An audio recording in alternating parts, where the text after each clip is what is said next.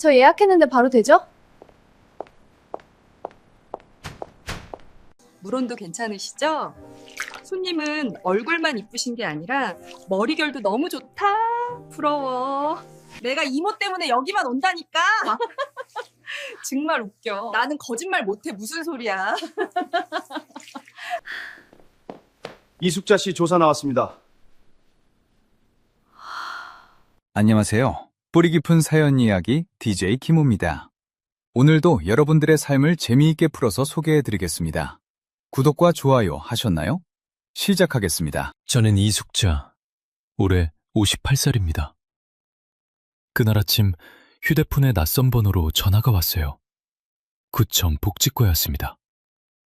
전화를 받는 순간 온몸이 얼어붙는 것 같았죠.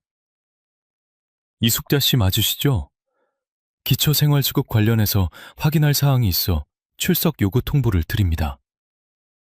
담당 공무원의 목소리는 차갑고 사무적이었어요.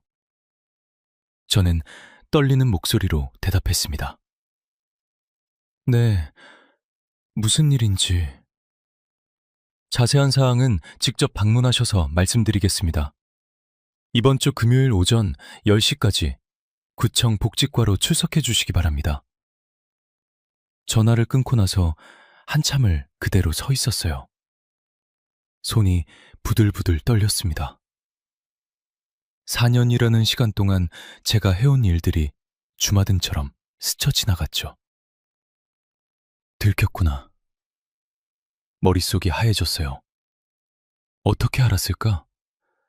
누가 신고한 걸까? 윤정자 사장님일까? 아니면 동네 누군가가 제 생활을 보고 수상하게 여긴 걸까? 그날부터 금요일까지 저는 잠을 제대로 잘 수 없었습니다. 밥맛도 없고 일도 손에 잡히지 않았어요. 딸 예원이가 엄마, 어디 아파? 안색이 안 좋아 하고 물어봤지만 저는 그저 괜찮아, 요즘 좀 피곤해서 라고 들러댈 수밖에 없었죠. 금요일 아침이 왔습니다. 구청으로 가는 발걸음이 천근만근 무거웠어요. 복지과 문을 열고 들어서자 담당 공무원이 저를 작은 상담실로 안내했습니다. 앉으세요.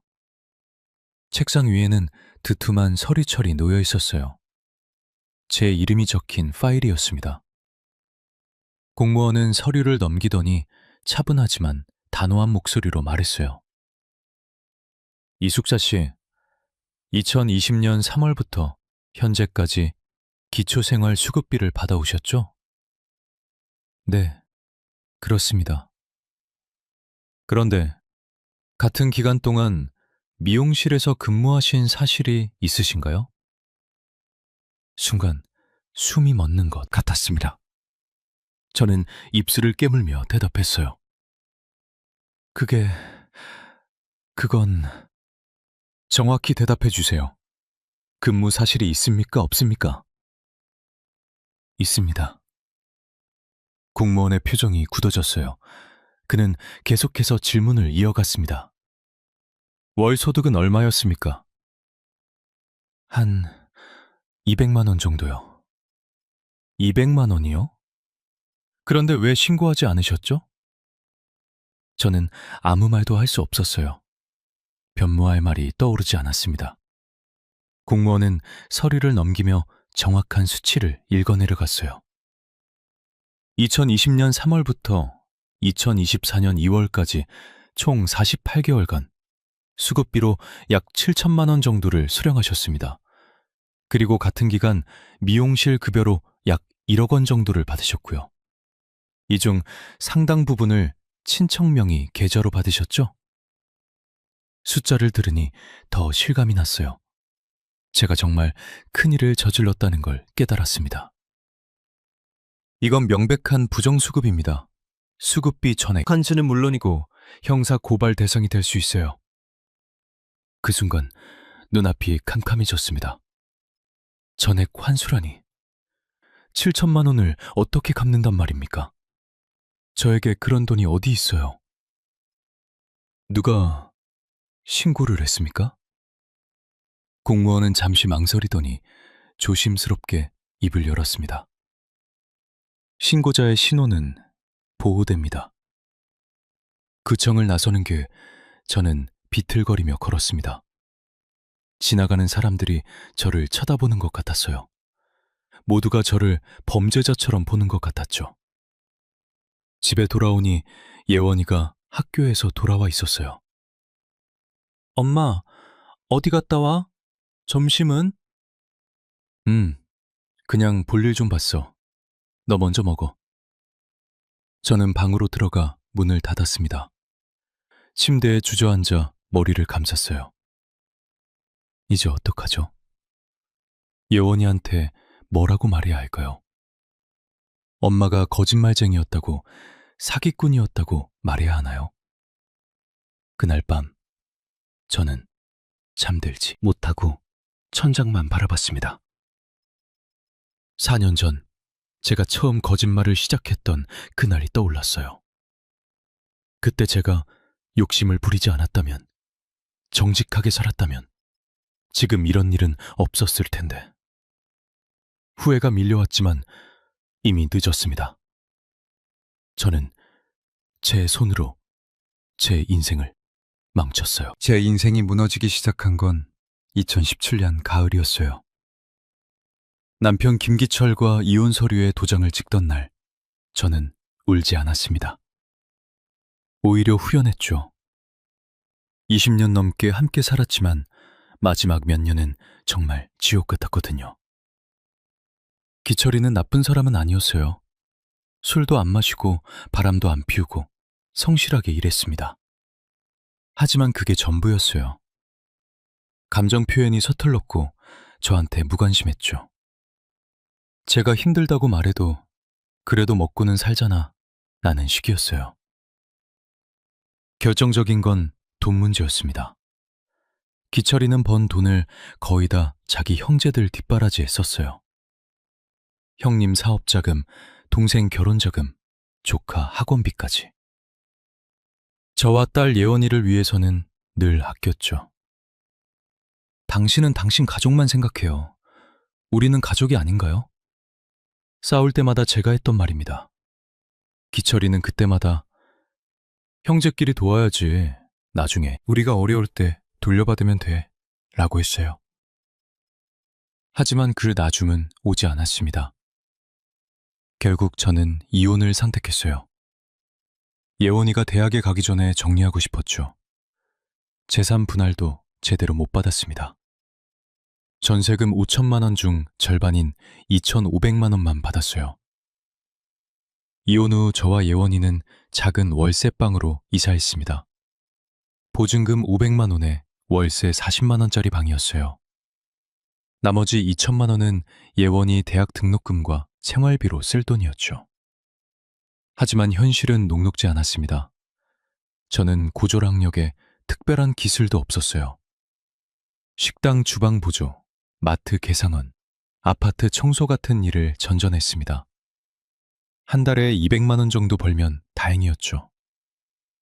월세 40만 원에 공과금, 식비, 예원이 용돈까지 주고 나면 남는 게 없었어요. 가끔은 제 밥값을 아끼기도 했습니다. 예원이 몰래 점심을 거르고 저녁은 라면으로 때우곤 했죠. 2019년 겨울이 특히 힘들었어요. 예원이가 대학 2학년이 되면서 등록금이 올랐고 책값도 만만치 않았습니다. 저는 모아둔 돈을 조금씩 까먹어야 했어요. 이러다가는 예원이 졸업도 못 시키겠구나. 두려웠습니다. 딸아이가 대학을 중퇴하고 알바를 하는 모습을 상상하니 가슴이 찢어지는 것 같았어요. 저 때문에 아이의 미래를 망칠 수는 없었죠. 그때 동네 복지관에서 우연히 들은 이야기가 있었습니다. 기초생활수급을 받으면 생계비는 물론이고 의료비, 주거비 지원도 받을 수 있다는 거예요. 한 달에 100만 원 이상 받을 수 있다고 했습니다. 100만 원이면 월세를 내고도 남겠네. 솔깃했어요. 하지만 수급자가 되려면 소득과 재산이 거의 없어야 한다는 조건이 있었죠. 저는 그때 통장에 1,800만 원 정도 남아 있었고 달에 200만 원씩 벌고 있었습니다. 그냥 신청하면 절대 안 될 금액이었어요. 며칠 동안 고민했습니다. 정직하게 사는 게 맞다는 건 알았어요. 하지만 현실은 너무 팍팍했죠. 예원이가 학교 그만두고 싶다고 하면 어쩌죠? 제가 아파서 일을 못하면 어쩌고요? 결국 저는 결심했습니다. 일단 수급자가 되자. 그러면 예원이 학교는 보낼 수 있어. 2020년 2월, 저는 일하던 식당을 그만뒀어요. 그리고 통장에 있던 1,800만 원을 친척 명의 통장으로 옮겼습니다. 제 통장엔 50만 원만 남겨놨죠.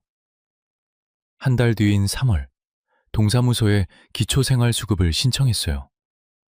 담당 공무원이 서류를 검토하더니 고개를 끄덕였습니다. 소득도 없고 재산도 기준 이하네요. 심사 후에 연락드리겠습니다. 한 달 뒤 승인 통보를 받았어요. 한 달에 생계급여와 주거급여를 합쳐서 130만 원 정도를 지원받게 됐습니다. 그 돈이면 월세를 내고도 생활비로 쓸 수 있었죠. 처음엔 정말 그 돈으로만 살려고 했어요. 아껴 쓰고 절약하고 딸아이 학교만 보내면 된다고 생각했습니다. 하지만 인간의 욕심이란 게 무서운 거예요. 조금 지나니까 이것만으로는 부족하다는 생각이 들기 시작했어요. 예원이한테 좀 더 용돈을 주고 싶었고 저도 가끔은 옷 한 벌 사입고 싶었죠. 그렇게 저는 다시 일자리를 찾기 시작했습니다.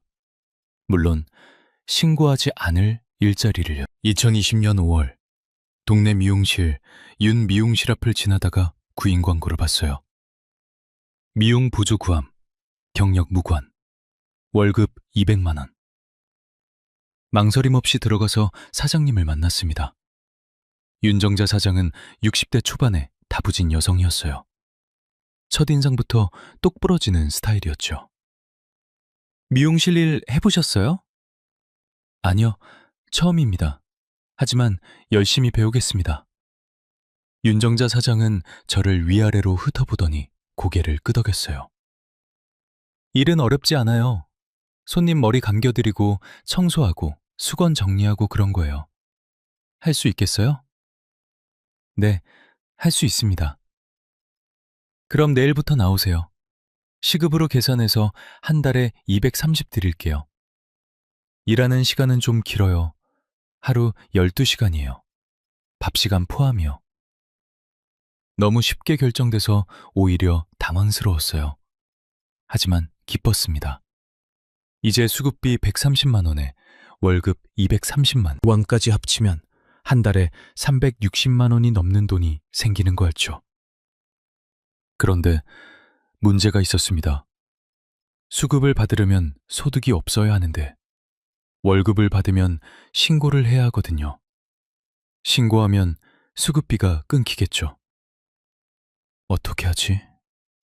고민하다가 다음 날 윤정자 사장님께 조심스럽게 물어봤어요. 사장님, 혹시 월급을 제 통장이 아니라 다른 데로 넣어주실 수 있을까요? 윤정자 사장이 눈을 가늘게 뜨며 물었습니다. 왜요? 무슨 문제라도? 그게 사실은 제가 지금 기초생활 수급비를 받고 있거든요. 소득이 생기면 수급비가 끊겨서. 말을 끝맺기도 전에 윤정자 사장의 얼굴이 굳어졌어요. 잠시 침묵이 흘렀습니다. 저는 혹시 해고당하는 건 아닐까 조마조마했죠. 그런데 의외로 윤정자 사장은 한숨을 쉬더니 말했습니다. 그래요. 세상 살기 힘든 거 나도 알아요, 딸. 키우느라 고생하는 것도 보이고. 그럼 친척 계좌로 넣어줄게요. 대신 월급은 30 적게 줄 거예요. 200으로 하죠. 저도 세금 공제 못하니깐요.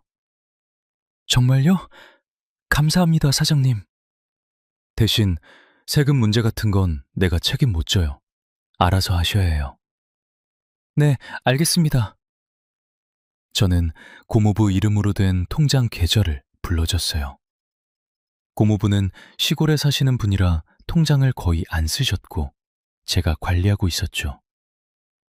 고모부한테는 인터넷 쇼핑할 때 쓰려고 빌려간다고 둘러댔습니다. 그렇게 첫 거짓말이 시작됐어요. 첫 월급날 고모부 통장에 200만 원이 찍혔습니다. 그 돈을 인출해서 제 지갑에 넣는 순간 가슴이 두근거렸어요. 기쁨 반, 죄책감 반이었죠. 이건 잠깐만 하는 거야. 예원이 졸업하고 취직하면 바로 그만둘 거야. 스스로에게 그렇게 다짐했습니다. 하지만 그건 제 착각이었어요. 미용실 일은 생각보다 괜찮았습니다. 힘들긴 했지만 손님들이 친절했고 윤정자 사장도 나쁘지 않았어요. 무엇보다 매달 꼬박꼬박 들어오는 200만 원이 좋았죠. 수급비 130만 원까지 합치면 한 달에 330만 원이었습니다. 월세 40만 원 내고 나도 남았어요. 예전에는 상상도 못할 금액이었죠.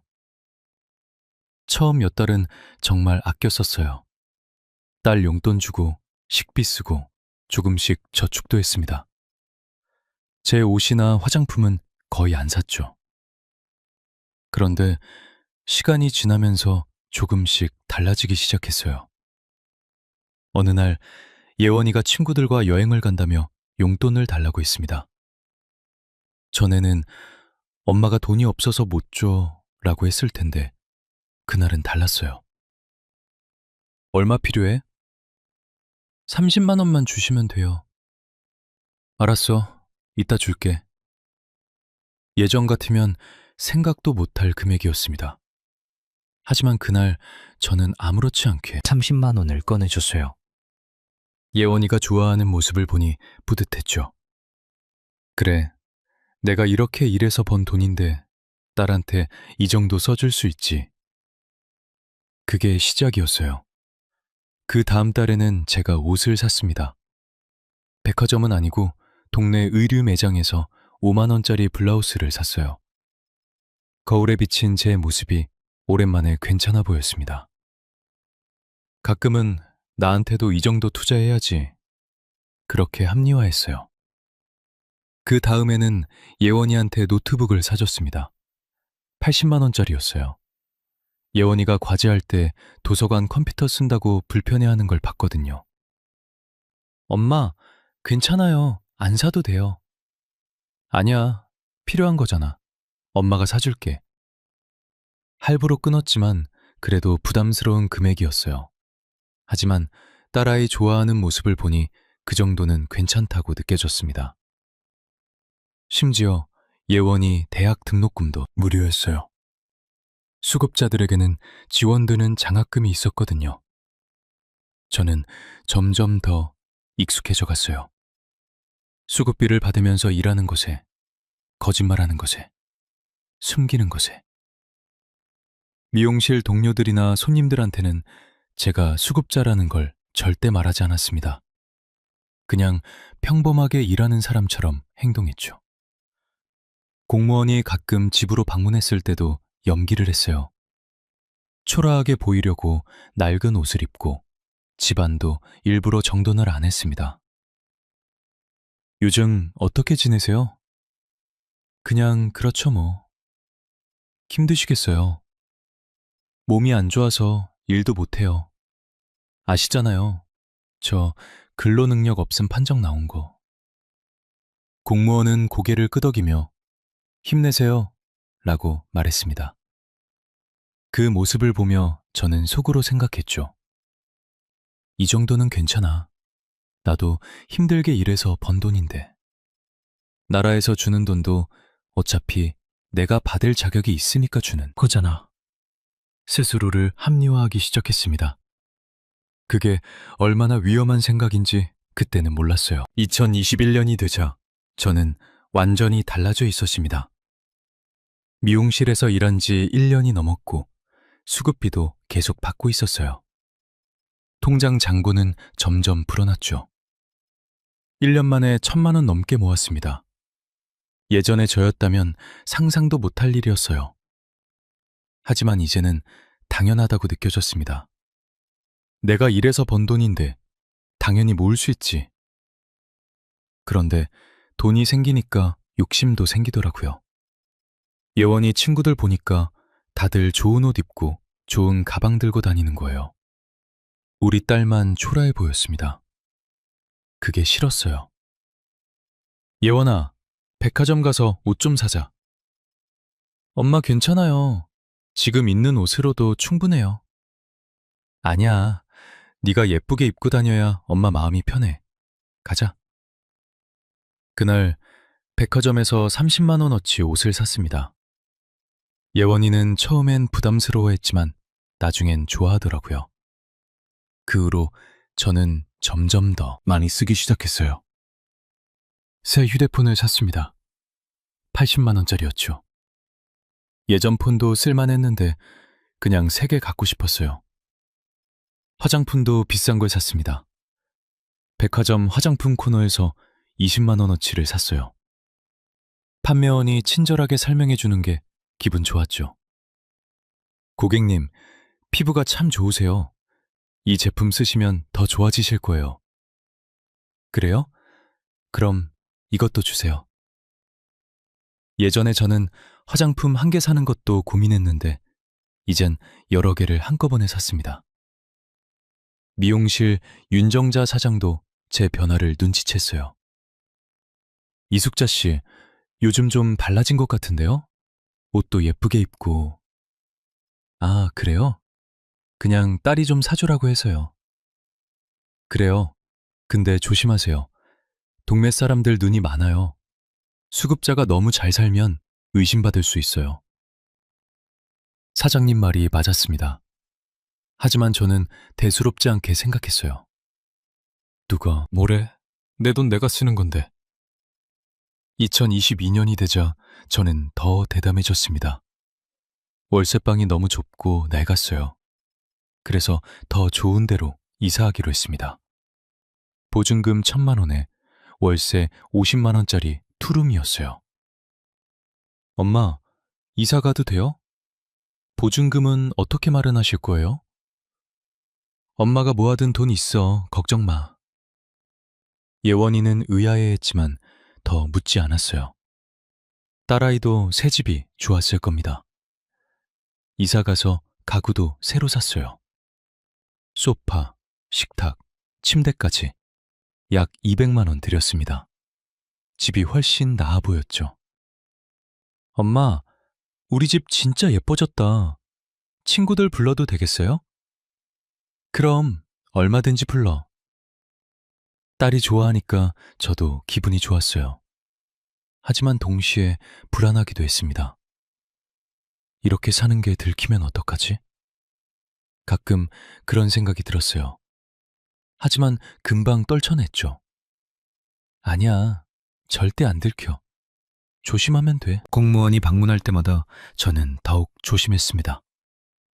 비싼 물건들은 다 치워두고 낡은 옷으로 갈아입었어요. 이사 오셨네요? 네, 전에 살던 데가 너무 좁아서요. 여기도 월세는 비슷해요? 그러세요. 혹시 몸은 어떠세요? 여전히 안 좋죠. 조금도 서 있을 수가 없어요. 저도 몸만 괜찮으면 돈도 벌고 수급자처럼 창피한 거 하기 싫은데 어쩌겠어요. 공무원은 제 말을 믿는 것 같았어요. 아니, 믿는 척 하는 건지도 몰랐죠. 저는 항상 건강하지 않은 척 해야 했어요. 건강하면 수급비가 끊긴다고 했거든요. 2023년에 들어서자 저는 거의 이중 생활을 하고 있었습니다. 미용실에서는 열심히 일하는 평범한 직장인이었어요. 손님들한테 친절하게 대하고 사장님 말씀 잘 듣고 동료들과도 잘 지냈죠. 하지만 집에서는 가난한 수급자 행세를 했습니다. 동네 사람들한테는 요즘 힘들어 죽겠다며 가난한 척했어요. 그런데 점점 헷갈리기 시작했습니다. 진짜 제 모습이 뭔지, 어느 쪽이 거짓인지. 어느 날 미용실에서 손님 하나가 말했어요. 아줌마, 수고 많으세요. 요즘 일자리 구하기도 힘든데 여기서 일하시니까 다행이에요. 네, 감사합니다. 그나저나 요즘 기초생활수급자들 보면 화가 나요. 멀쩡하게 일할 수 있으면서 수급비 타먹는 사람들 있잖아요. 순간 얼굴이 화끈거렸습니다. 아, 그런 사람들 있나요? 있죠. 우리 동네에도 있어요. 겉으로는 가난한 척하면서 뒤로는 돈 잘 버는 사람들. 정말 파렴치한 거 아니에요? 그러게요. 그 손님 얼굴을 똑바로 볼 수가 없었어요. 제 얘기를 하는 것 같았거든요. 그날 밤 집에 돌아와서 거울을 봤습니다. 거울 속 제 얼굴이 낯설었어요. 이 사람이 정말 나인가? 언제부터 이렇게 됐지?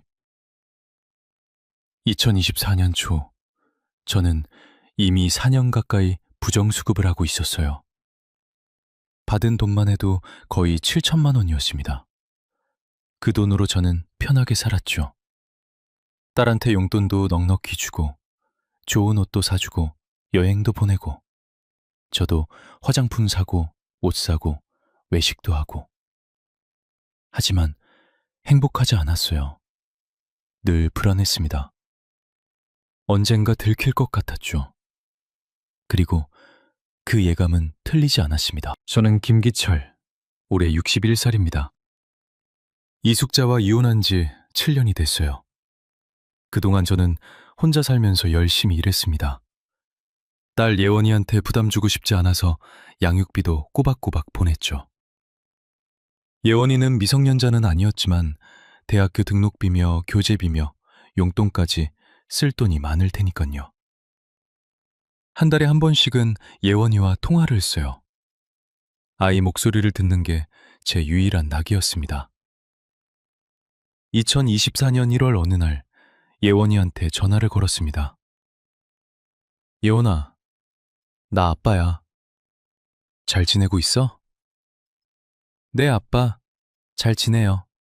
아빠는요? 나도 잘 지내. 학교는 어때? 좋아요. 이번 학기가 마지막인데 취업 준비하느라 좀 바빠요. 그래, 힘내. 우리 딸 똑똑하니까 좋은 데 갈 거야. 딸아이 목소리가 밝아서 안심이 됐습니다. 그런데 문득 궁금해졌어요. 그런데 예원아, 엄마는 요즘 어떠시니? 엄마요? 요즘 좀 바쁜 것 같아요. 미용실에서 일하시는데 손님이 많나 봐요. 미용실? 순간 귀를 의심했습니다. 이숙자가 미용실에서 일한다고요? 동네 미용실에서 일하신 지 꽤 됐어요. 한 4년 됐나? 그래? 그럼 월급은 얼마나 받으시는데? 정확히는 모르겠는데 200 정도 받으시는 것 같아요. 엄마가 요즘 나한테 용돈도 잘 주시고 옷도 사주시고 그래요. 200만 원이라고요? 그럼 생활이 괜찮을 텐데. 아, 그렇구나. 그럼 다행이네. 엄마가 힘들게 사실 텐데. 네, 그래도 요즘은 많이 나아지신 것 같아요. 아, 참. 엄마가 기초생활수급도 받으세요. 그래서 저 대학교 학비도 안 내도 돼요. 수급자는 학비가 공짜거든요. 그 순간 온몸에 소름이 돋았습니다. 뭐라고? 기초생활수급? 네, 이혼하시고 힘드셨잖아요. 그래서 신청하셨나 봐요. 한 달에 130만 원 넘게 받으신대요. 저는 할 말을 잃었어요. 월급 200만 원을 받으면서 수급비를 받는다고요? 그게 말이 됩니까? 예원아, 그런데 일하면서 수급비를 받을 수 있어? 잘 모르겠어요. 엄마가 알아서 하시는 거 아니에요? 딸아이는 아무것도 모르고 있었습니다. 이숙자가 부정한 짓을 하고 있다는 걸요. 전화를 끊고 나서 저는 한참을 멍하니 앉아 있었어요. 머릿속이 복잡했습니다. 저한테는 학비다 용돈이다 하며 성인인 예원이 양육비를 매달 요구했으니깐요. 일을 하면서 수급비를 받는다고? 그게 가능한 일인가? 인터넷을 검색해봤습니다. 기초생활수급 조건을 찾아봤어요. 소득이 있으면 반드시 신고해야 하고 일정 금액 이상이면 수급 자격이 박탈된다고 나와 있었습니다. 200만 원에 양육비까지 합치면 당연히 수급 자격이 없는 금액이었어요. 이숙자가 신고를 안 한 거구나. 이건 부정수급이야. 분노가 치밀어 올랐습니다. 어떻게 이럴 수가 있죠? 정말 힘든 사람들을 위한 돈을 훔쳐 쓰다니. 당장 신고해야겠다고 생각했어요. 하지만 손이 떨려서 전화기를 들 수가 없었습니다. 잠깐, 내가 신고하면 어떻게 되지? 이숙자는 조사를 받을 겁니다. 받은 돈을 다 토해내야 할 거고 아마 형사처벌도 받겠죠. 그럼 예원이는 어떻게 되나요? 아이 엄마가 범죄자가 된다. 그럼 예원이한테 상처가 되지 않을까? 딸아이 얼굴이 떠올랐어요. 이제 막 대학을 졸업하고 취업 준비를 하는 20대 아이입니다. 엄마가 범죄자라는 게 알려지면 아이 인상에 어떤 영향을 미칠까요? 취업할 때 불이익을 받지 않을까? 나중에 결혼할 때 문제가 되지 않을까?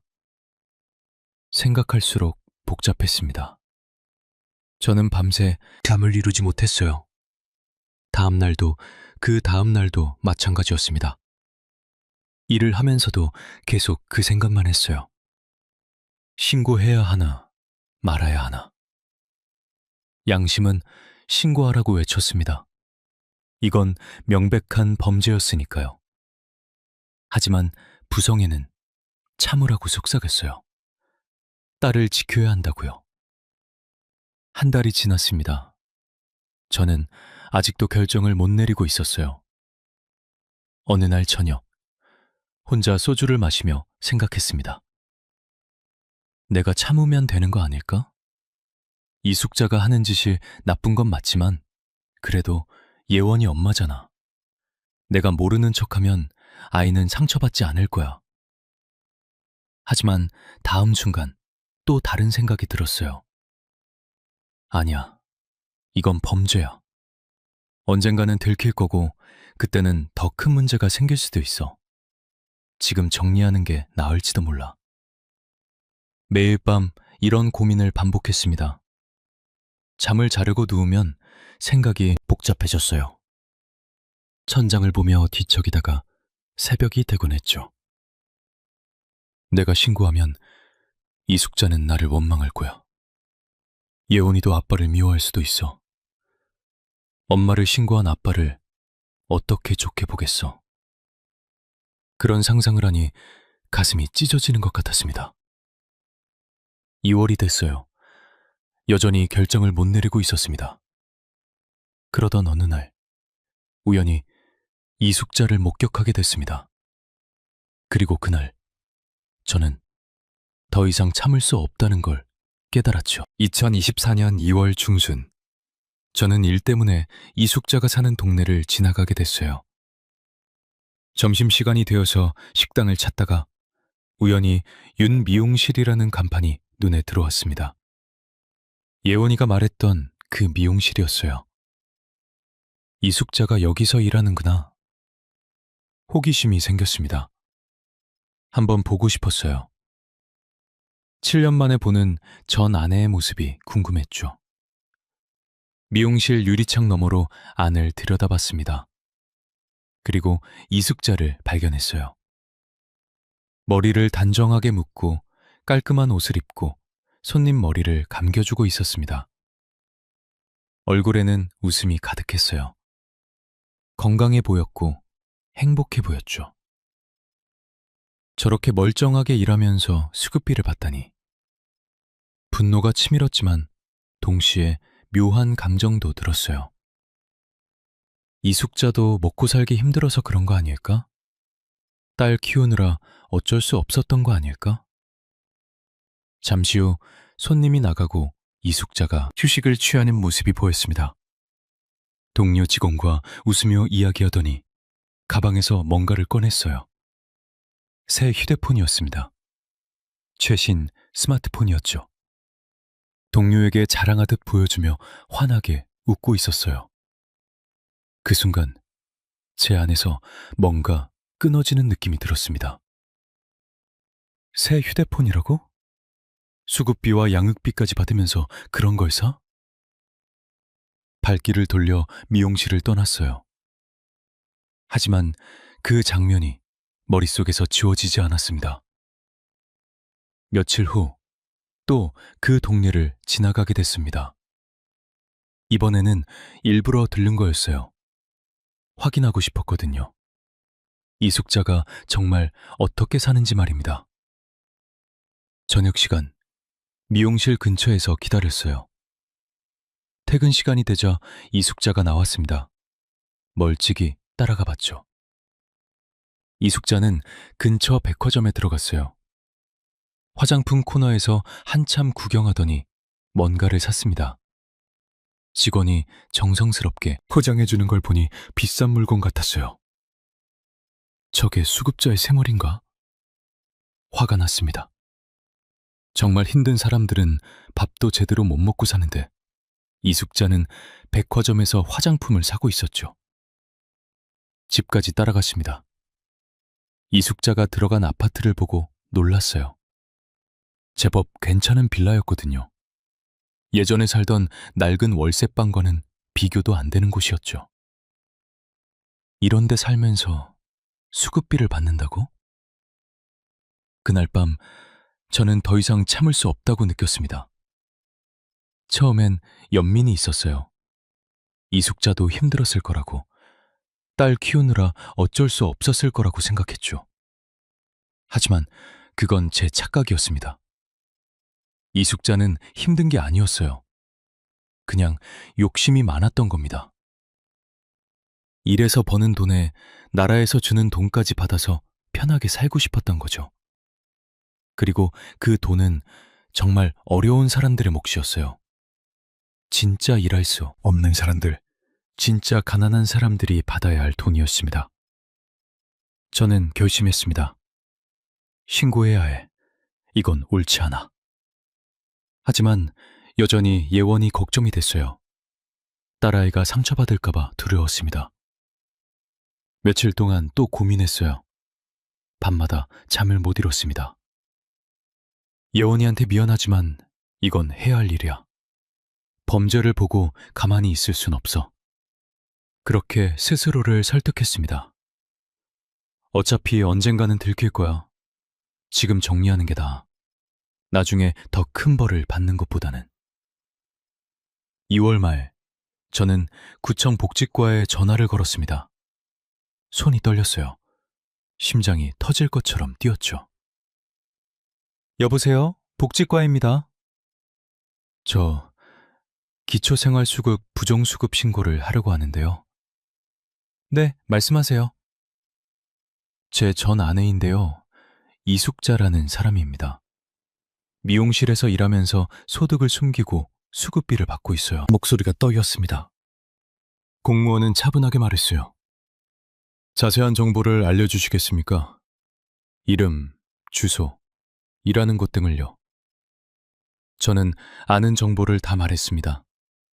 이숙자의 이름, 사는 곳, 미용실 이름까지요. 확인해 보겠습니다. 신고해 주셔서 감사합니다. 전화를 끊고 나서 한참을 그대로 서 있었어요. 정말 제가 한 일인가 싶었습니다. 내가 예원이 엄마를 신고했구나. 가슴이 무너지는 것 같았어요. 하지만 동시에 할 일을 했다는 안도감도 들었습니다. 그날 밤 잠이 오지 않았어요. 침대에 누워 천장을 바라보며 생각했습니다. 예원이가 알게 되면 날 용서할 수 있을까? 답을 알 수 없었습니다. 신고를 한 후 일주일쯤 지났을 때 구청에서 전화가 왔어요. 신고하신 건에 대해 조사를 진행했습니다. 사실로 확인됐습니다. 그렇습니까? 이숙자 씨는 2020년 3월부터 미용실에서 근무하면서 소득이 있었습니다. 친척 명의 계좌로 급여를 받아 은폐했고요. 전액 환수 조치하고 형사 고발도 검토 중입니다. 신고자에게는 포상금이 지급됩니다.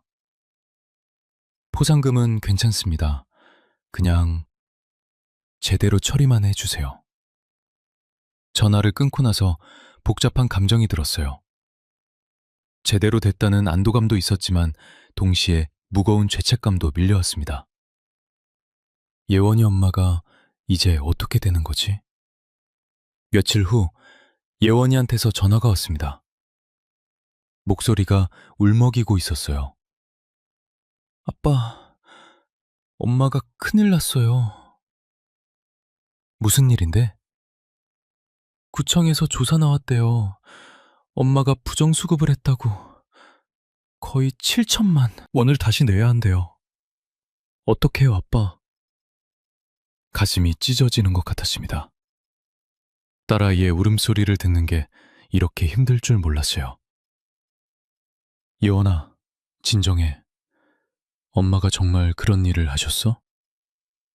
저도 몰랐어요. 엄마가 일하는 건 알았는데 수급비를 받으면 안 되는 줄은 몰랐어요. 엄마도 모르셨나 봐요. 아니에요, 예원아. 엄마는 알고 있었을 겁니다.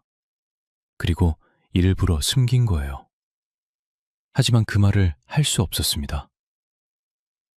엄마가 지금 어떤 상태니? 완전히 무너지셨어요. 당에만 계시고 밥도 안 드시고. 아빠, 어떡하면 좋아요? 예원아, 아빠가 할 수 있는 게 없구나. 이건 엄마가 책임지셔야 하는 일이야. 아빠도 차갑게 그러시면 어떡해요? 예원이가 소리를 지르습니다. 그리고 전화를 끊어버렸어요. 저는 휴대폰을 내려놓고 고개를 떨어뜨렸습니다. 눈물이 났어요. 내가 한 게 맞는 걸까? 후회가 밀려왔습니다. 하지만 동시에 이게 맞는 일이라는 것도 알고 있었죠. 한 달쯤 지났을 때 구청에서 다시 연락이 왔습니다. 환수 절차가 진행 중입니다. 이숙자 씨가 분할 납부를 신청했습니다. 그리고 신고 포상금 지급 절차를 안내드리려고 연락드렸습니다. 포상금은 얼마입니까? 환수액의 30%입니다. 약 2,100만 원 정도 됩니다. 2,100만 원이라고요. 적지 않은 돈이었습니다. 입금 계좌 알려주시면 처리해드리겠습니다. 저는 계좌번호를 알려줬어요. 며칠 후 정말로 2,100만 원이 입금됐습니다. 여러분, 부정수급 신고 포상금 제도 알고 계신가요? 기초생활수급자 부정수급을 신고하면 환수된 금액에 따라 최대 30%까지 포상금을 받을 수 있습니다. 신고자는 법으로 신분이 보호되고 신고는 가까운 주민센터, 보건복지상담센터 129번을 통해 가능합니다. 주변에 의심되는 경우가 있다면 꼭 신고해주세요. 통장을 보는데 기쁘지가 않았어요.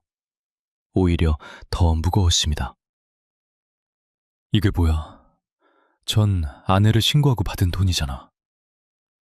그날 밤 저는 혼자 술을 마셨습니다.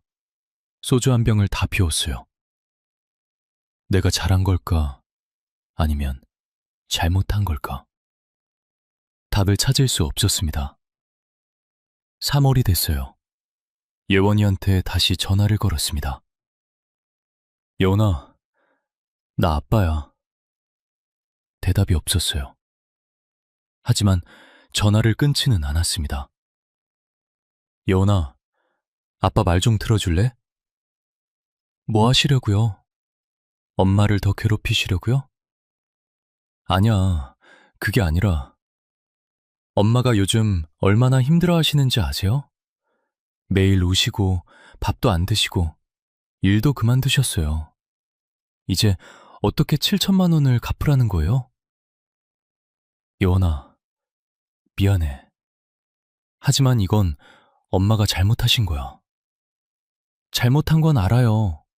하지만 그렇다고 엄마를 신고해요? 아빠가 엄마를 신고한 거 다 알고 있어요. 엄마가 수급자인 거 아는 사람은 아빠밖에 없어요. 제가 아빠한테 엄마 수급자인 거 말하고 얼마 후에 부정수급 신고가 들어왔다고요. 순간 숨이 멎는 것 같았습니다. 예원아, 그건... 아빠, 다시는 전화하지 마세요. 저 아빠 보기 싫어요. 뚝. 전화가 끊겼습니다. 저는 휴대폰을 쥔 채로 얼어붙었어요. 예원이가 저를 미워하고 있었습니다.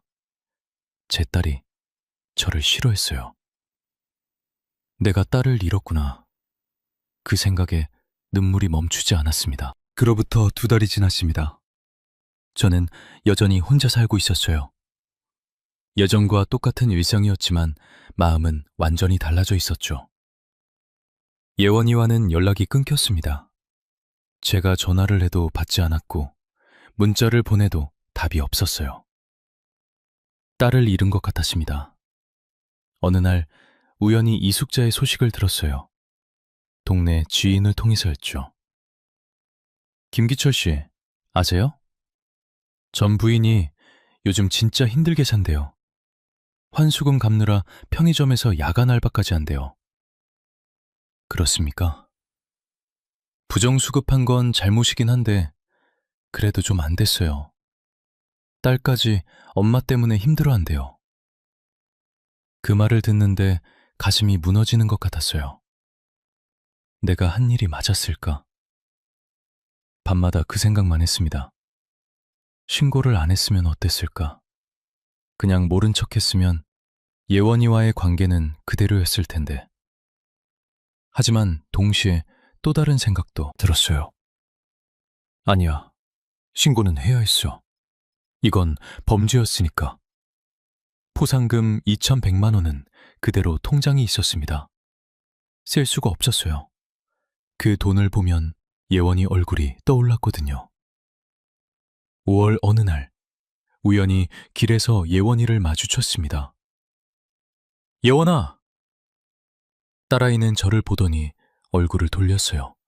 지나가려고 했죠. 예원아, 잠깐만. 아빠 얘기 좀 들어줘. 들을 거 없어요. 미안해. 아빠가 정말 미안해.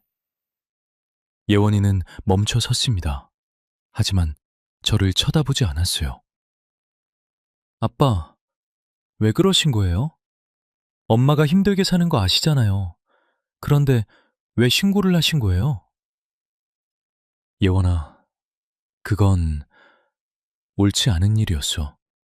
엄마가 한 일은 범죄였어. 범죄라고 해도 엄만 제 엄마예요. 아빠가 신고할 일은 아니잖아요. 그리고 엄마가 범죄자면 저도 범죄자죠. 제목까지 포함된 수급비였다고요. 저도 그 돈을 생활했어요. 미안해. 하지만 아빠는 그냥 넘어갈 수 없었어. 예원이의 눈에 눈물이 고였어요. 아빠, 전 아빠가 엄마보다 더 나쁜 것 같아요. 엄만 그래도 절 키우려고 그런 거잖아요. 근데 아빤 엄마를 신고해서 돈을 받으셨잖아요. 그 말에 가슴이 찢어지는 것 같았습니다. 예원아, 그 돈은 안 쓸 거야. 너한테 줄게. 필요 없어요. 전 그런 돈 받고 싶지 않아요. 예원이는 돌아서서 걸어갔습니다. 저는 그 뒷모습을 바라보며 서 있을 수밖에 없었어요. 내가 딸을 완전히 잃었구나. 집에 돌아와 혼자 앉아 있었습니다. 텅 빈 집이 더 쓸쓸하게 느껴졌어요. 내가 한 일이 정말 옳은 일이었을까? 법적으로는 맞는 일이었습니다. 부정수급은 범죄였고 신고는 정당했죠. 하지만 가족으로서는 어땠을까요? 딸의 엄마를 신고한 게 옳은 일이었을까요? 답을 알 수 없었습니다. 창밖을 바라봤어요. 해가 지고 있었습니다. 노을이 참 붉었죠. 이숙자는 지금 어떻게 지내고 있을까? 예원이는 엄마랑 잘 지내고 있을까? 궁금했지만 물어볼 수 없었습니다. 저는 이제 그들과 남이 된 거니까요. 통장을 꺼내서 봤어요. 2001만 원이 그대로 있었습니다. 이 돈을 어떻게 해야 하지? 쓸 수도 없고 그렇다고 돌려줄 수도 없었습니다. 6월이 됐습니다. 예원이가 취직했다는 소식을 들었어요. 동네 지인을 통해서였죠. 다행이다.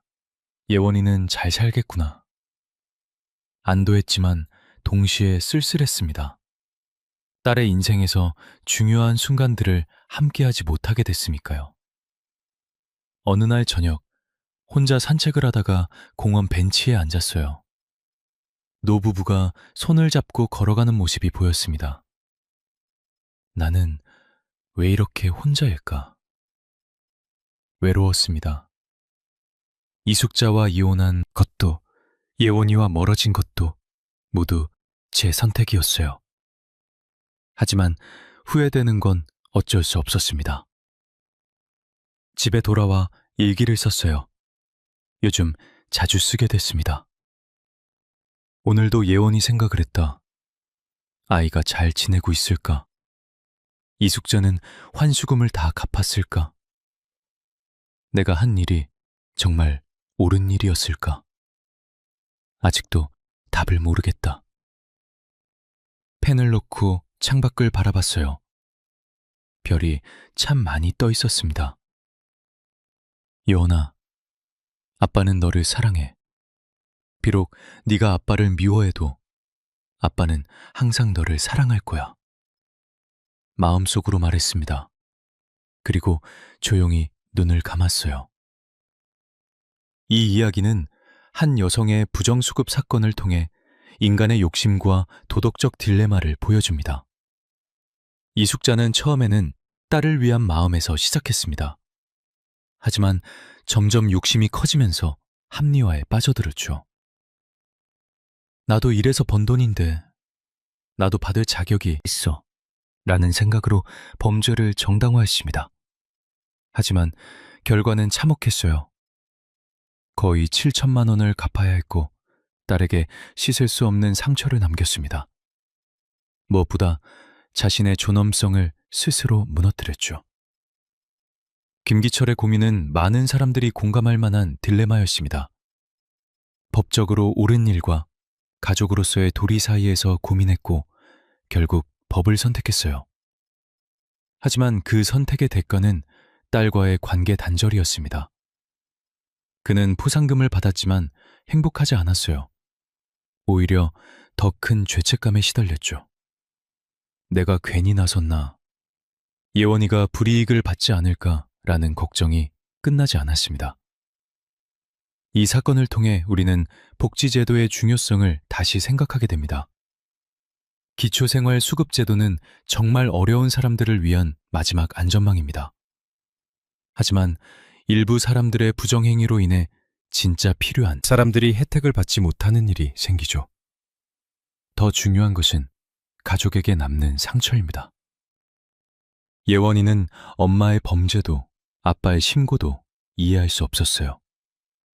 두 부모 사이에서 혼란스러워했고 결국 깊은 상처만 남았습니다. 이 이야기의 교훈은 명확합니다. 작은 거짓말도 결국은 큰 범죄가 됩니다. 처음엔 합리화할 수 있어도 나중에는 돌이킬 수 없는 결과를 낳죠. 그리고 어떤 선택을 하든 그 선택에는 반드시 대가가 따릅니다. 이숙자는 편안한 생활의 대가로 존엄성을 잃었고 김기철은 옳은 일의 대가로 딸을 잃었습니다. 우리는 매 순간 선택의 기로에 섭니다. 그때마다 정직함을 택할 것인지 아니면 편의를 택할 것인지 고민하게 되죠. 이 이야기가 그 선택에 작은 도움이 되기를 바랍니다. 여러분, 뿌리 깊은 사연 이야기 재미있게 들으셨나요? 오늘 이야기는 모두 끝났습니다. 이야기를 듣다가 느꼈던 여러분들의 생각과 주변에 이와 같은 비슷한 이야기를 들으셨다면 주저하지 마시고 댓글 남겨주세요. 제가 직접 댓글 달아드리겠습니다. 오늘 하루도 시청해주셔서 감사합니다.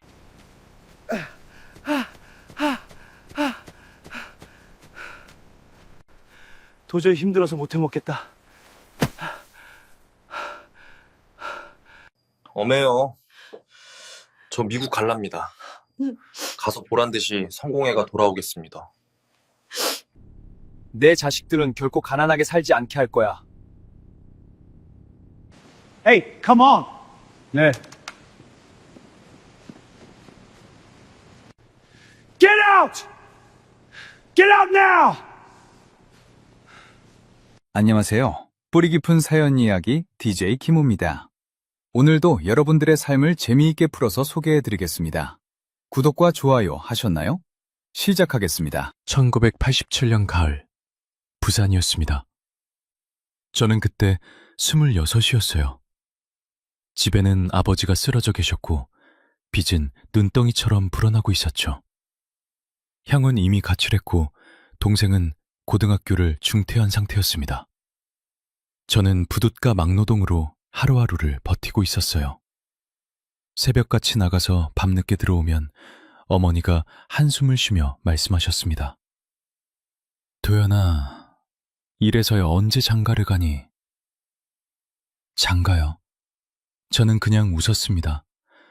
결혼은커녕 내일 먹을 쌀도 걱정인데 무슨 장가냐고요. 그러던 어느 날이었습니다. 미국에 있는 사촌형한테서 편지가 왔어요. 형은 3년 전에 미국으로 건너갔던 사람이었죠. 편지 봉투를 뜯는데 손이 떨렸습니다. 뭔가 달라 보였거든요. 편지지가 하얗고 글씨가 반듯했어요. 도연아, 미국 오면 사람답게 산다. 일만 열심히 하면 돈 벌어. 3년이면 빚도 다 갚을 수 있어. 저는 그 편지를 몇 번이고 읽었습니다. 사람답게 산다는 말이 가슴에 꽂혔어요. 저는 그동안 사람답게 산 적이 없었으니까요. 아침에 눈을 뜨면 빚 독촉, 저녁에 잠들면 내일 걱정이었습니다. 20대가 이렇게 흘러가는 게 억울했어요. 어머니한테 말씀드렸습니다. 어머니, 저 미국 가볼까 해요. 어머니는 한참 동안 저를 보시더니 고개를 끄덕이셨어요. 그래라, 여기 있어봐야 네 인생만 망친다. 그 말이 저를 결심하게 만들었습니다. 빚을 얻어서 비행기표를 샀어요. 여권을 만들고 비자를 받는 과정이 복잡했지만 영어는 한마디도 못했어요. Hello, Thank you, Yes, No, 그게 전부였죠. 그래도 괜찮다고 생각했습니다. 일만 열심히 하면 된다고 형이 말했으니까요. 출국 전날 밤 아버지 병상 앞에 앉았습니다. 아버지는 말도 거의 못 하셨어요. 그냥 제 손을 꼭 잡으시더니 눈물을 흘리셨죠. 저도 울었습니다. 이게 마지막일지도 모른다는 생각이 들었거든요. 아버지, 돈 벌어서 꼭 돌아올게요. 병원비도 다 갚을게요. 아버지는 고개만 끄덕이셨습니다. 김포공항에서 비행기에 올랐습니다. 좌석에 앉아서 창밖을 보는데 가슴이 두근거렸어요. 두려움과 기대가 뒤섞인 기분이었죠. 저는 손에 쥔 작은 가방을 내려다봤습니다. 옷 몇 벌, 사진 한 장, 그리고 형의 주소가 적힌 쪽지. 그게 전부였어요. 비행기가 이륙했습니다. 서울이 점점 작아지고 구름이 창을 가렸죠. 저는 눈을 감고 중얼거렸습니다. 3년만 버티자. 3년만. 그때는 몰랐습니다. 그 3년이 38년이 될 줄은요. LA 공항에 도착했을 때가 한밤중이었어요. 형이 마중을 나왔습니다. 형은 3년 사이에 많이 늙어 보였어요.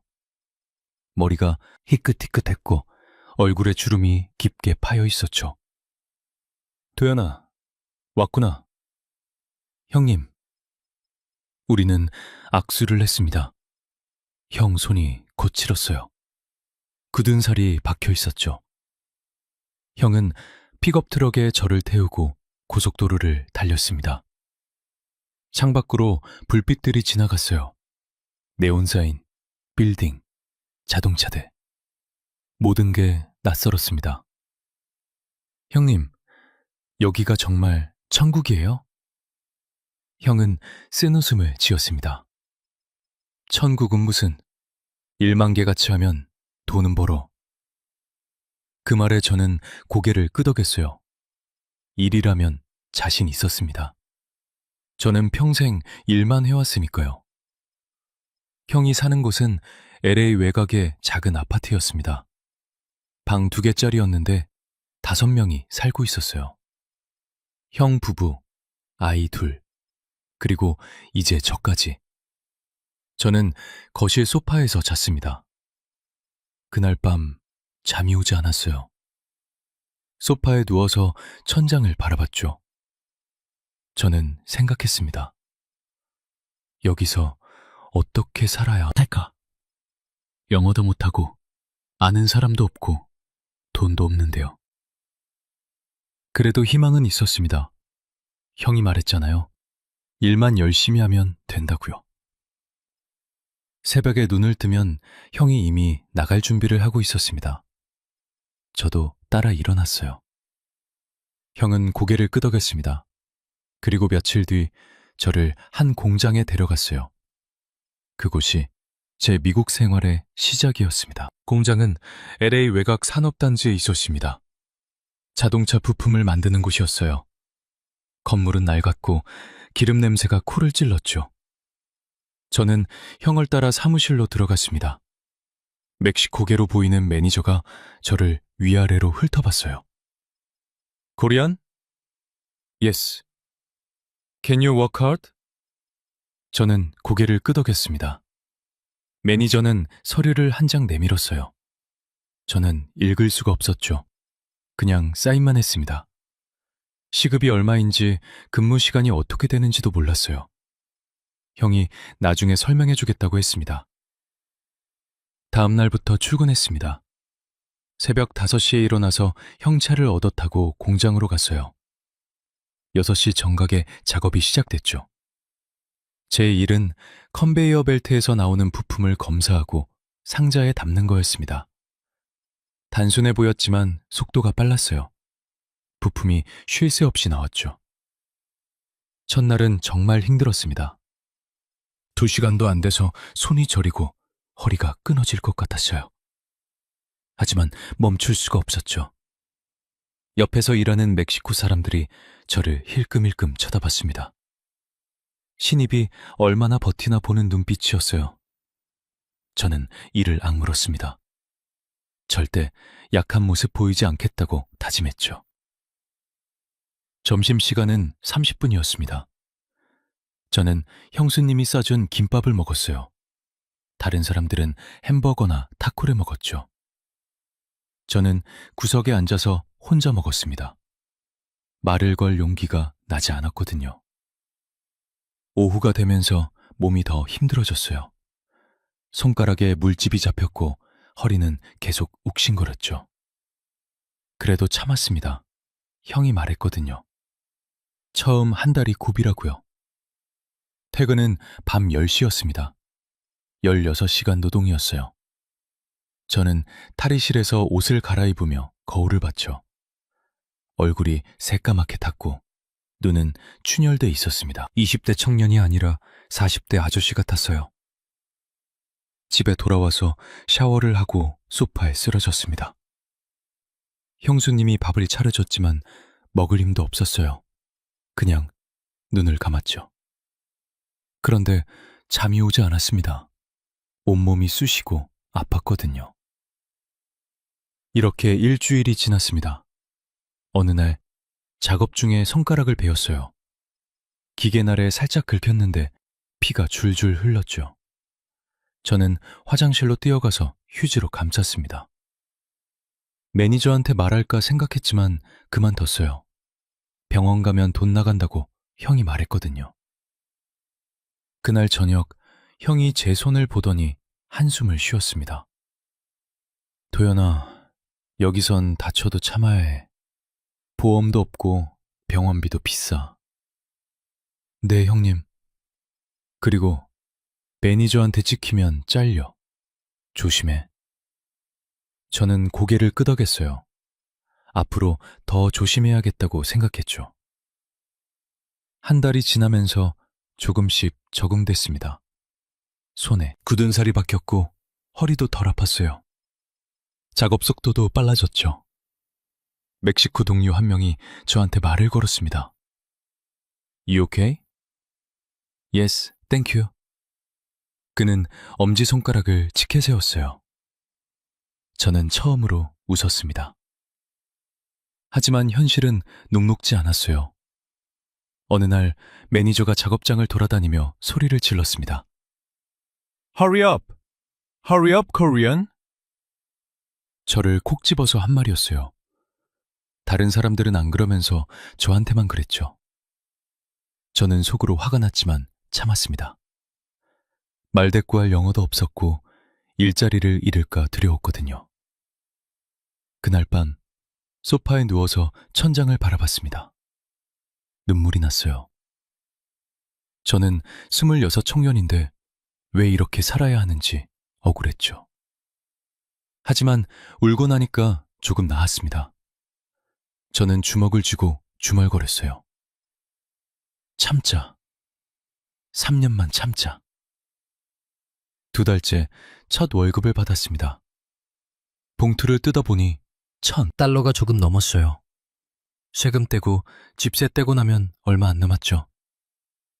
그래도 저는 기뻤습니다. 제 돈이었거든요.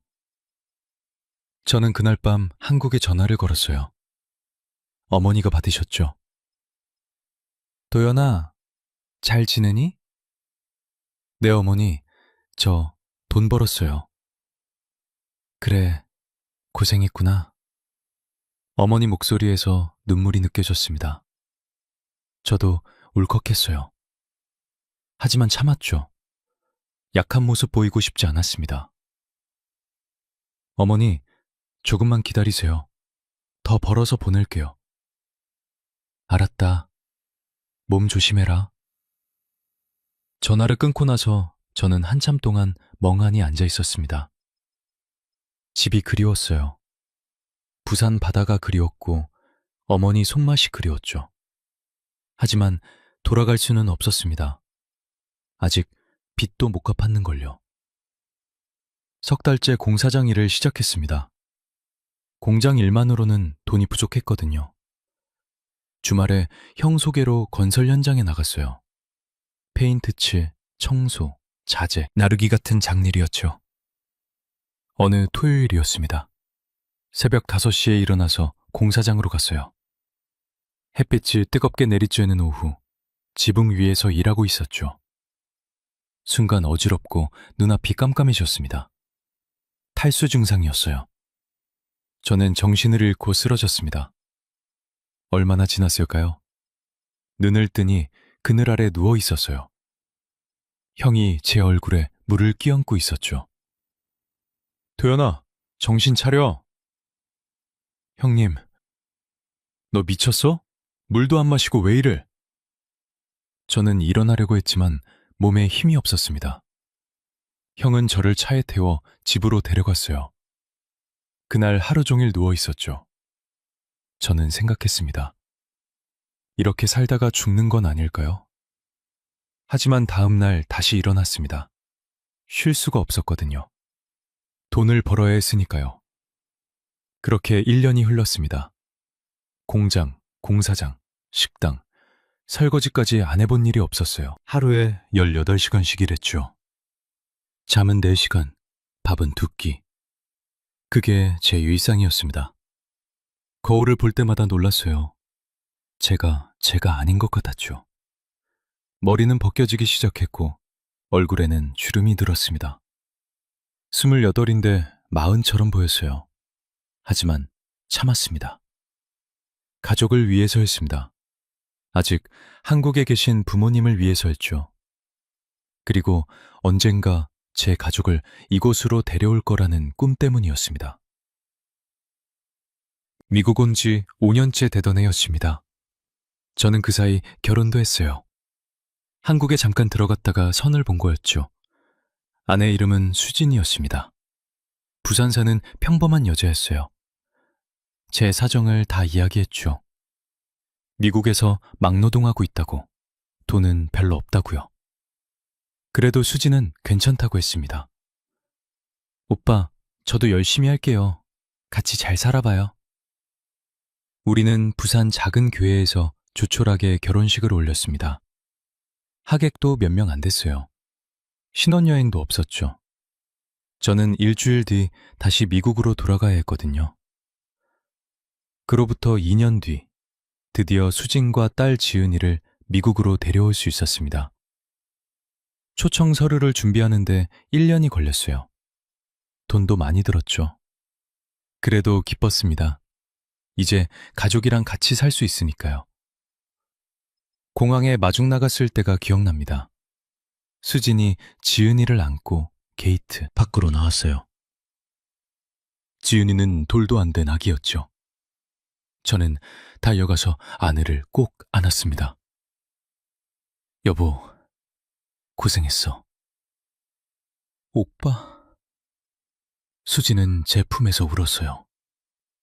저도 울었죠. 2년 만에 보는 아내였습니다. 차에 짐을 싣고 집으로 향했습니다. 수진은 창밖을 보며 신기했어요. 오빠, 여기가 미국이구나. 이제 우리 집이야. 집에 도착했을 때 수진 표정이 굳었습니다. 우리가 사는 곳은 코리아타운 외곽의 낡은 아파트였어요. 방 하나짜리였죠. 벽에는 곰팡이가 슬어 있었고 화장실은 좁았습니다. 가구는 중고로 산 것들이었어요. 수지는 천천히 집안을 둘러봤습니다. 부엌, 화장실, 작은 방, 그리고 거실 바닥에 깔린 낡은 매트리스. 저는 미안한 마음에 말을 못했어요. 한참 뒤 수진이 물었습니다. 오빠, 여기가 천국이야? 그 말에 제 가슴이 철렁했죠. 수진 목소리가 떨리고 있었거든요. 저는 얼른 웃으며 대답했습니다. 여보, 조금만 참아. 곧 나아질 거야. 언제? 2년만 더. 2년만 더 버티면 더 좋은 데로 이사 갈 수 있어. 수지는 고개를 끄덕였습니다. 하지만 그날 밤 아기를 재우고 난 뒤 수진이 화장실에서 우는 소리를 들었어요. 저는 문 앞에 서서 한참을 망설였죠. 들어가서 위로해야 할까? 아니면 혼자 있게 해야 할까요? 결국 아무것도 못했습니다. 저도 울고 싶었거든요. 다음 날부터 수진도 일을 시작했습니다. 한인마트에서 캐셔로 일했어요. 시간당 4달러였죠. 지은이는 형수님이 봐주기로 했습니다. 우리는 새벽에 일어나서 밤늦게 돌아왔어요. 아침마다 똑같은 풍경이었습니다. 저는 공장으로, 수지는 마트로. 지은이를 형수님 집에 맡기고 우리는 각자 출근했죠. 저녁에 돌아오면 지은이는 이미 잠들어 있었어요. 어느 날 밤 수진이 말했습니다. 오빠, 지은이가 나보다 형수님을 더 좋아하는 것 같아. 무슨 소리야? 진짜야. 오늘 데리러 갔는데 형수님한테 매달리더라고.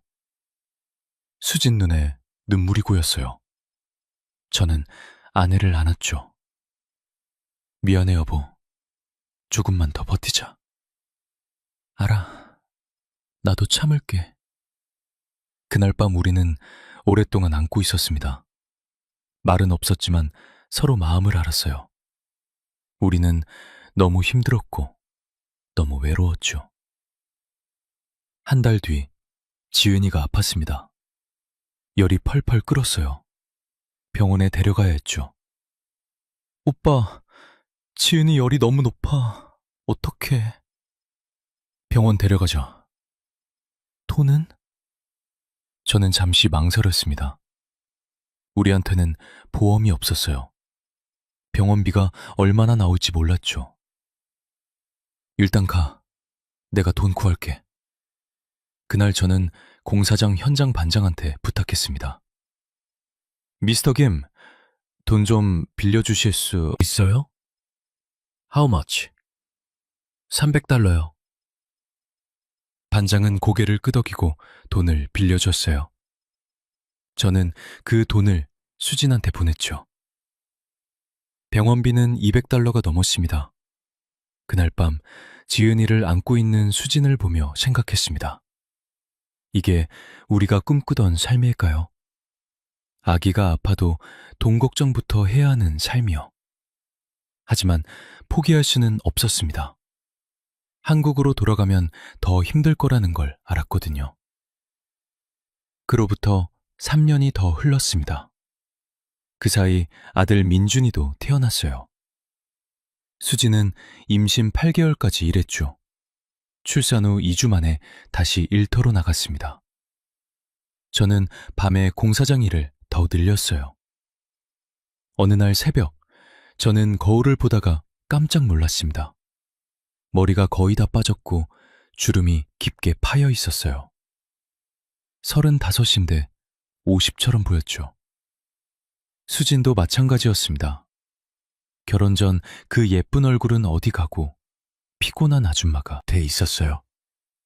우리는 서로를 보며 쓴 웃음을 지었습니다. 여보, 우리 많이 늙었네. 오빠도.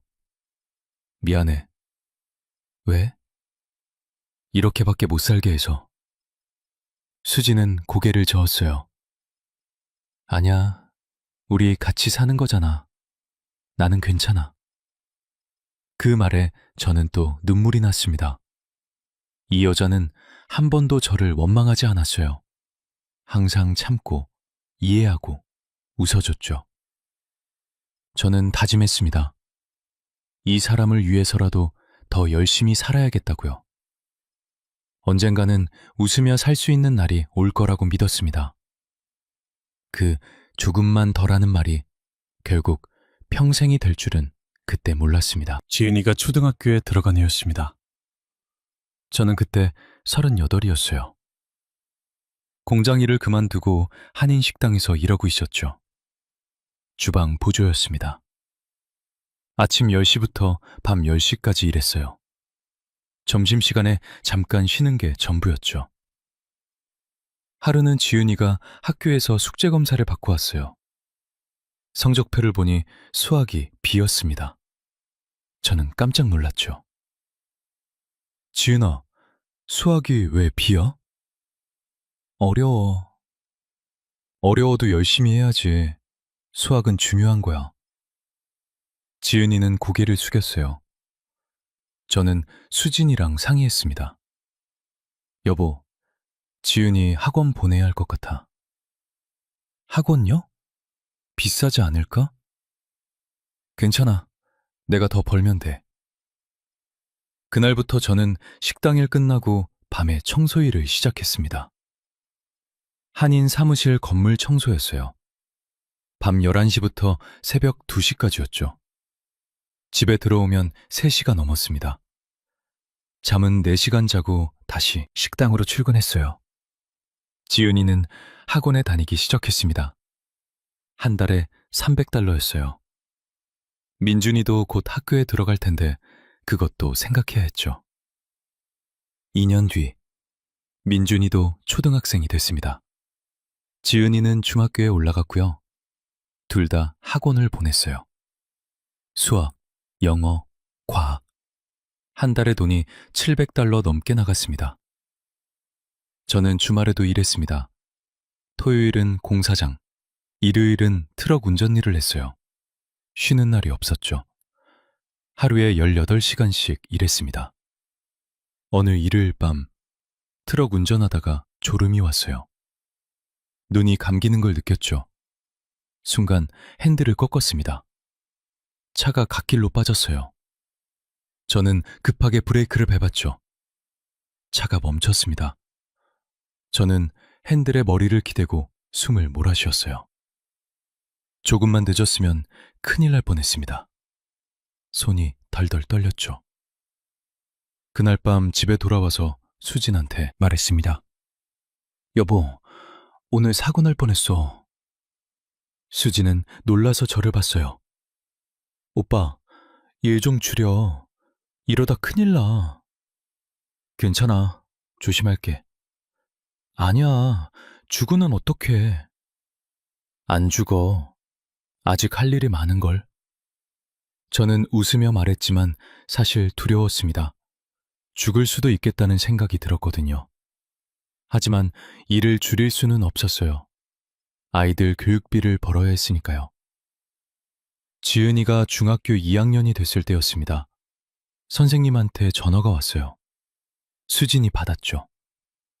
미스 킴, 지은이가 요즘 수업 시간에 자요.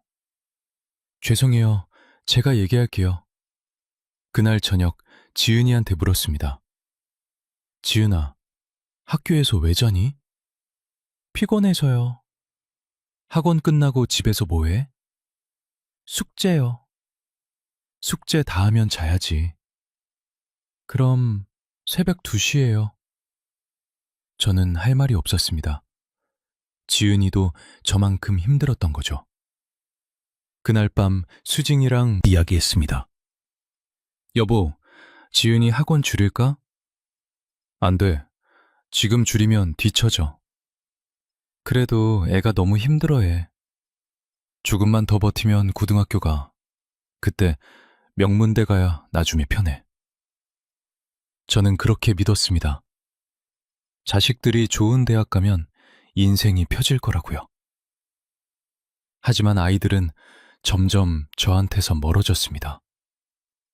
어느 날 저녁, 지은이한테 한국말로 말을 걸었어요. 지은아, 오늘 학교 어땠니? 지은이는 영어로 대답했습니다. Dad, can we speak English? 왜? 아빠는 한국말이 편한데. Korean is too hard. 저는 멈칫했습니다. 한국말이 어렵다고요? 제 딸이 한국말을 어려워한다고요? 지은아, 너 한국 사람이야. 한국말 해야지. Dad, I'm American. 그 말에 저는 가슴이 철렁했습니다. 지은이는 자기가 미국 사람이라고 했어요. 한국 사람이 아니라요. 민준이도 마찬가지였습니다. 한국말을 거의 못했어요. 저랑 대화할 때도 영어를 섞어서 썼죠.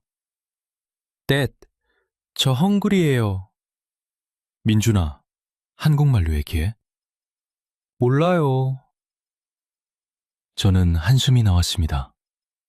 제 자식들이 한국말을 잃어가고 있었어요. 어느 추석이었습니다. 한인교회에서 추석 행사가 있었죠. 저는 아이들을 데리고 갔어요. 다른 한인 가족들도 많이 왔습니다. 한 아주머니가 지은이한테 한국말로 물었어요. 지은아, 학교 잘 다니니? 지은이는 어리둥절한 표정으로 저를 봤습니다. Dad, what did she say? 저는 통역을 해줬죠. 아주머니는 고개를 가로저었어요. 도연 씨, 아이들 한국말 가르쳐야지. 네, 그러려고 해요. 하지만 저는 방법을 몰랐습니다. 아이들은 학교에서, 학원에서 친구들이랑 모두 영어만 썼어요. 집에서 한국말을 쓰라고 해도 불편해했죠. 어느 날 밤, 지은이가 말했습니다. Dad, 저 한국 안 가고 싶어요. 왜? 아무도 몰라요. 그리고 말도 안 통해요. 저는 가슴이 아팠습니다. 제 딸이 한국을 싫어한다는 게 믿기지 않았어요. 지은아, 한국은 우리 고향이야. 할머니, 할아버지 계신 곳이고.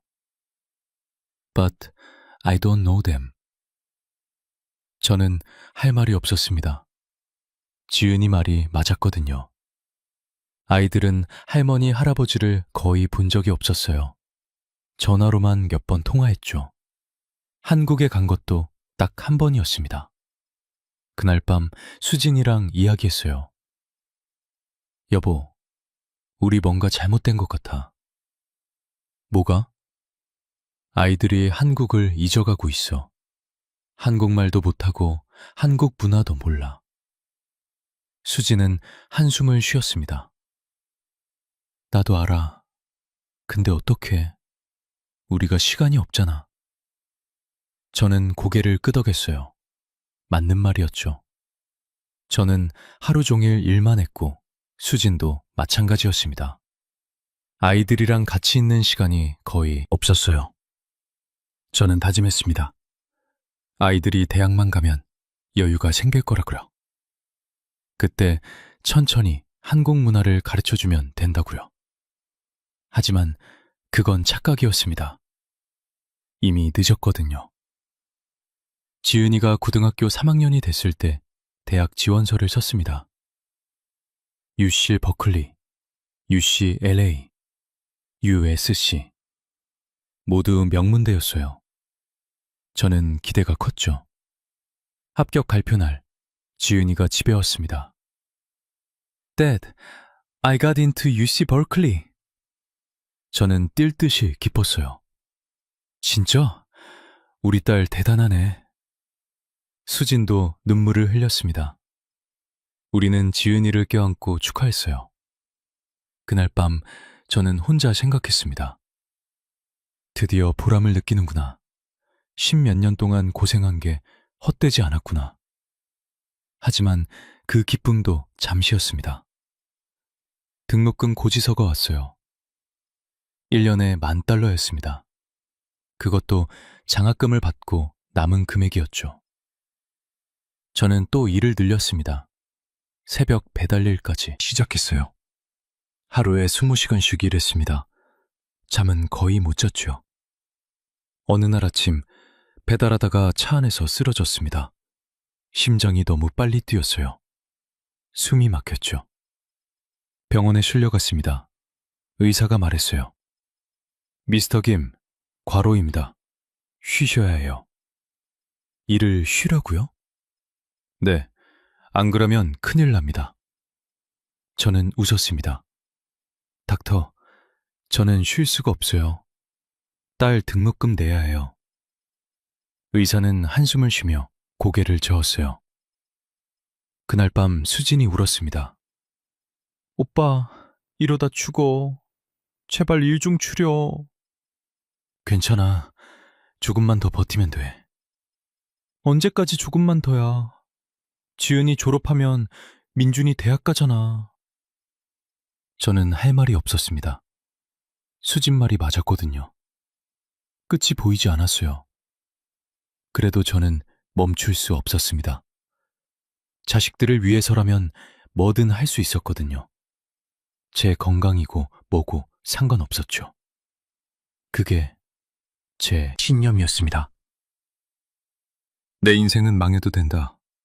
자식들만 잘 살면 돼. 그때는 그게 옳다고 믿었습니다. 하지만 나중에 깨달았죠. 그게 얼마나 큰 착각이었는지를요. 지은이가 대학을 졸업한 해 저는 52이었습니다. 졸업식에 갔어요. 버클리 캠퍼스는 정말 아름다웠죠. 잔디밭, 오래된 건물들, 학사모를 쓴 학생들. 저는 그 풍경을 보며 눈물이 났습니다. 우리 딸이 저기 있다는 게 믿기지 않았거든요. 지은이가 학사모를 쓰고 걸어 나왔어요. 저는 카메라를 들었지만 손이 떨려서 제대로 찍지 못했죠. 옆에서 수진이 울고 있었습니다. 여보, 우리 해냈어. 해냈어. 졸업식이 끝나고 지은이를 만났습니다. 지은이는 친구들이랑 사진을 찍고 있었어요. 저는 한참을 기다렸죠.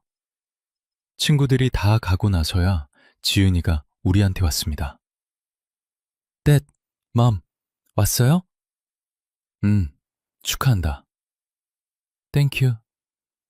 저는 지은이를 안으려고 했지만 지은이가 살짝 피했어요. 어색한 미소만 지었죠. 저는 손을 내렸습니다. 지은아, 저녁 먹으러 갈까?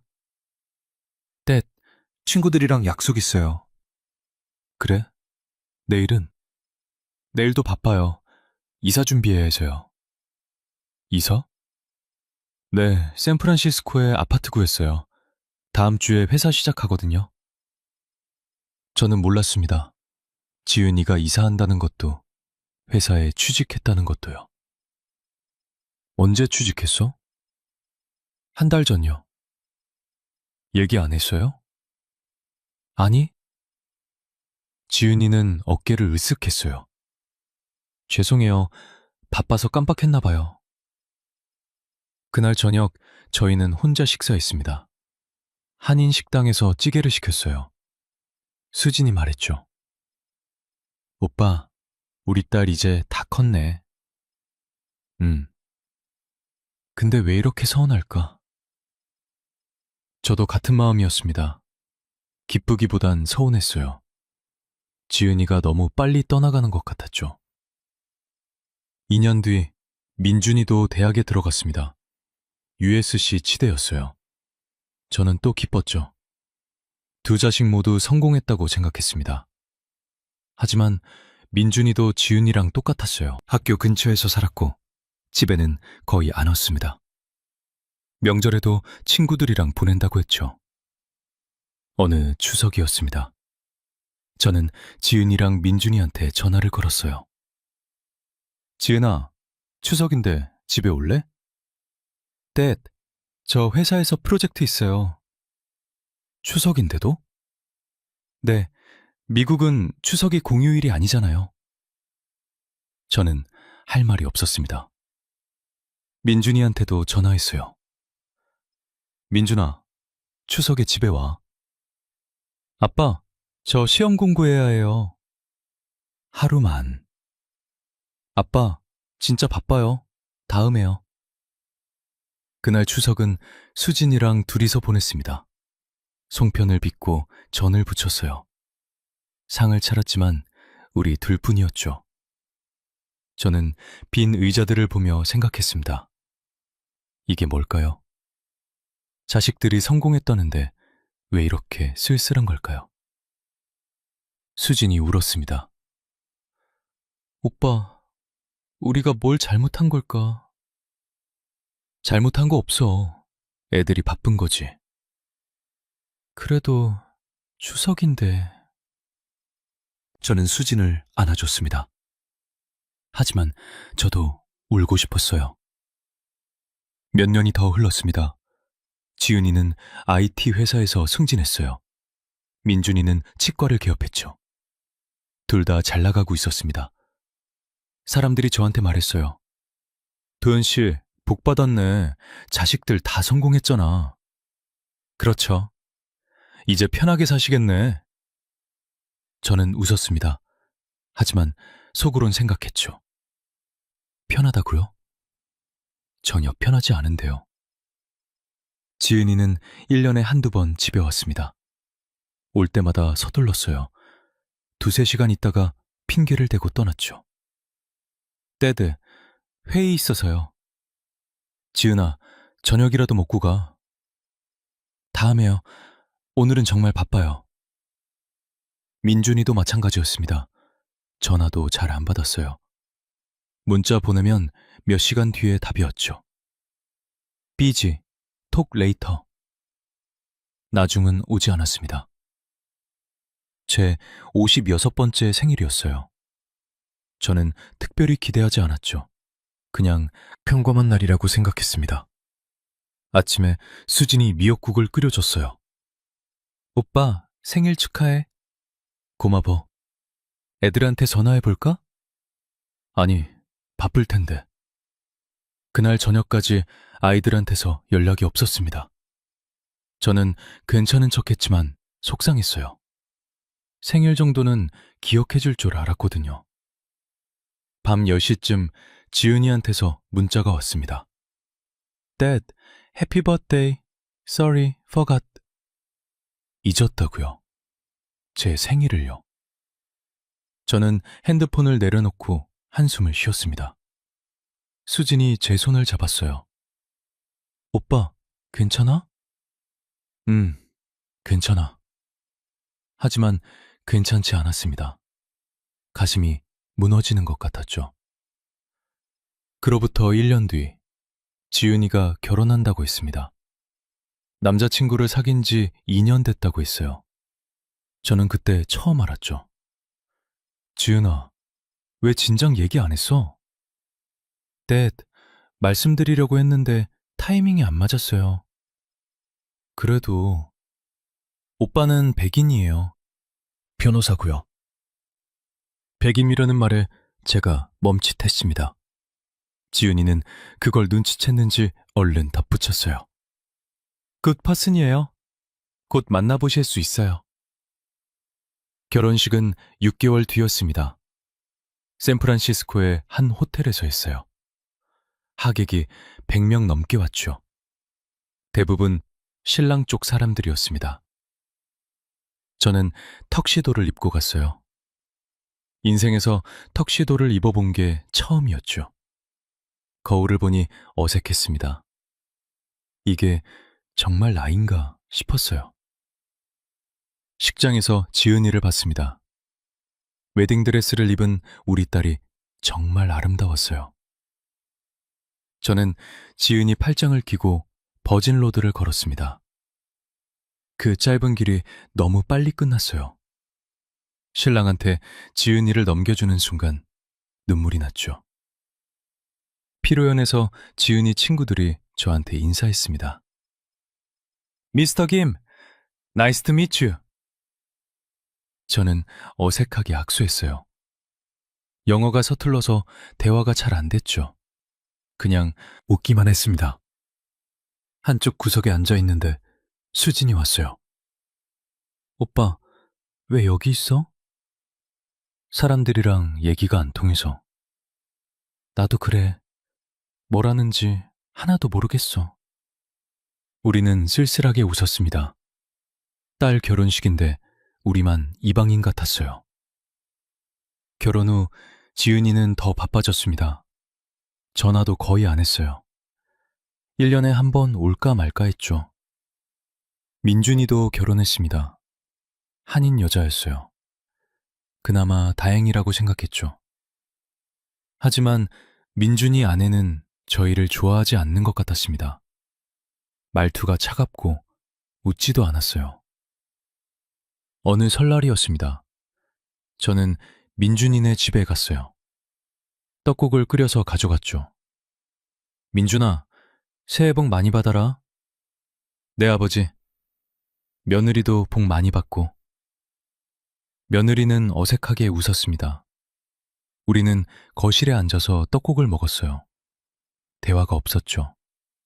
민준이는 핸드폰만 받고 며느리는 부엌에서 설거지를 했습니다. 1시간쯤 있다가 저는 일어났어요. 우리 이만 갈게. 벌써요? 너희 바쁠 텐데. 집으로 돌아오는 길에 수진이 말했습니다. 오빠, 우리 환영받지 못하는 것 같아. 그렇지. 왜 그럴까? 우리가 뭘 잘못했을까? 저는 대답하지 못했습니다. 저도 모르겠거든요. 그해 가을, 지은이가 아기를 낳았습니다. 손주였어요. 이름은 에밀리라고 했죠. 저는 병원에 달려갔습니다. 유리창 너머로 에밀리를 봤어요. 작고 예쁜 아기였죠. 지은이한테 말했습니다. 지은아, 축하한다. 이쁘네. Thank you, Dad. 아빠가 도와줄까? 산후조리 같은 거. No, 괜찮아요. 시어머니가 도와주세요. 시어머니라는 말에 제 가슴이 철렁했습니다. 친정아버지는 필요 없다는 뜻인가요? 그래, 알았어. 저는 병실을 나왔습니다. 복도에서 멈춰 서서 창밖을 봤어요. 눈물이 났죠. 손주가 태어났는데 왜 이렇게 슬플까요? 에밀리가 돌이 됐을 때 초대받아서 갔습니다. 파티장에는 사람들이 많았어요. 대부분 백인들이었죠. 저는 구석에서 음료수만 마셨습니다. 에밀리가 걸어다니고 있었어요. 저는 다가가서 한국말로 말했죠. 에밀리야, 할아버지야. 에밀리는 저를 보더니 울었습니다. 그리고 엄마한테 달려갔어요. 지은이가 에밀리를 안고 저한테 왔습니다. Dad, she's shy. 그렇구나.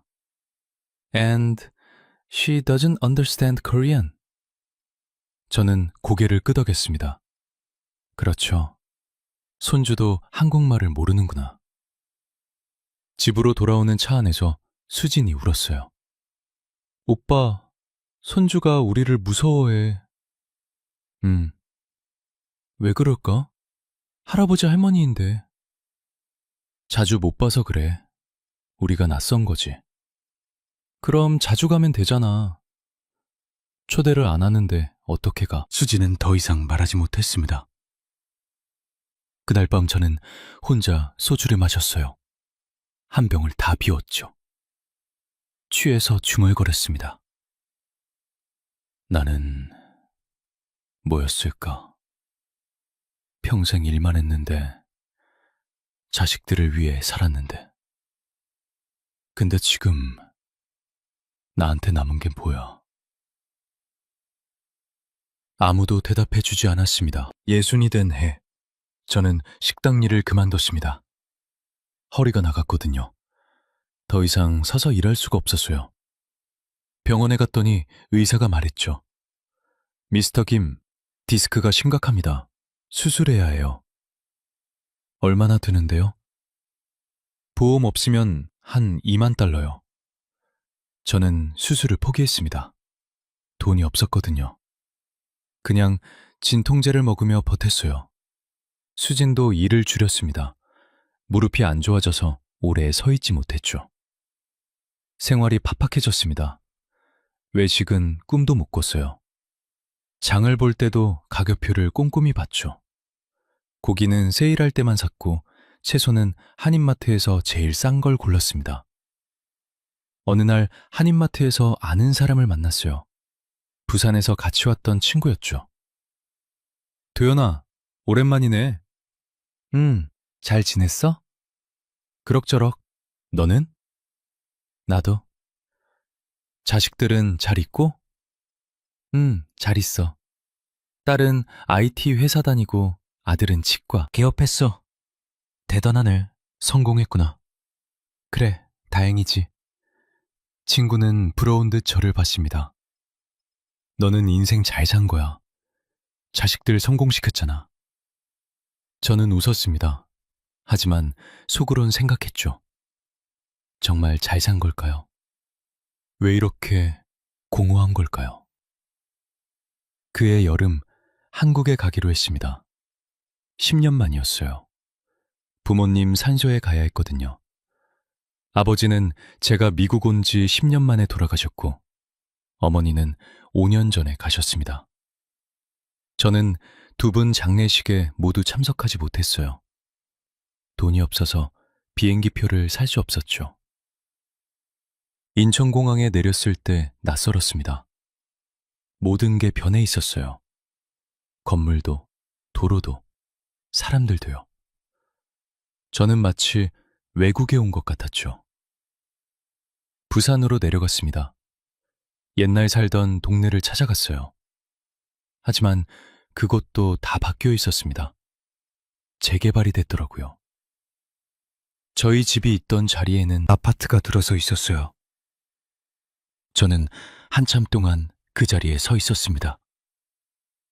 여기서 자랐는데, 어머니랑 아버지랑 살았는데, 이제 아무것도 남지 않았구나. 산소에 갔습니다. 부모님 묘 앞에 무릎을 꿇고 절을 했어요. 눈물이 났죠. 아버지, 어머니, 늦게 왔습니다. 죄송해요. 바람만 불었습니다.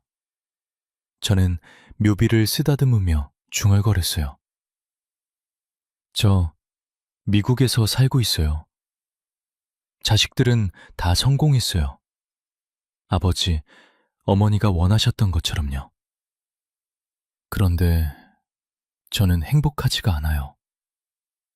왜 그럴까요? 대답은 없었습니다. 한국에서 2주 있다가 돌아왔습니다. 공항에서 택시를 탔어요. 기사가 물었죠. Where are you from? Korea. Oh, visiting? No, I live here. How long? 38 years. 기사는 놀란 표정을 지었습니다. Wow, long time. You are American now? 저는 아무 말도 하지 않았습니다. 미국 사람이라고요? 저는 미국 사람이 아닌데요. 집에 돌아와서 수진이랑 이야기했습니다. 여보, 우리 어디 사람일까? 무슨 소리야? 한국 가면 사람들이 우리를 미국 사람이라고 해. 미국에선 동양인이라고 하고, 우리는 도대체 어디 사람이야? 수지는 한참 생각하더니 말했어요. 나도 모르겠어. 근데 중요한가? 우리는 그냥 우리잖아. 저는 고개를 끄덕였습니다. 하지만 마음은 편하지 않았어요. 그해 겨울 한인마트에서 쓰러졌습니다. 장을 보다가 갑자기 가슴이 아팠어요. 숨이 막히고 식은땀이 났죠. 저는 바닥에 주저앉았습니다. Help, help. 주변 사람들이 모여들었어요. 누군가 구급차를 불렀죠. 저는 정신을 잃었습니다. 눈을 떴을 때 병원이었어요. 링거가 꽂혀 있었죠. 수진이 제 손을 잡고 울고 있었습니다. 오빠, 정신 차렸어? 여기가... 병원이야. 심장마비 올 뻔했대. 의사가 들어왔습니다. 미스터 긴, you are very lucky. 조금만 늦었으면 큰일 날 뻔했어요. 그랬군요. 앞으로 조심하셔야 해요. 스트레스 받지 마시고 약 꼬박꼬박 드시고요. 저는 고개를 끄덕였습니다. 병원비가 $5,000 나왔어요. 저희한테는 큰 돈이었죠. 수진이 아이들한테 전화했습니다. 지은아, 아빠가 쓰러지셨어. What? Is he okay? 지금은 괜찮아. 근데 병원비가... How much? $5,000. 전화기 너머로 한숨소리가 들렸습니다. 맘, 제가 보낼게요. 고마워, 지은아. 며칠 뒤 지은이가 돈을 보내왔어요. 저는 고마웠지만 동시에 부끄러웠습니다. 60이 넘은 나이에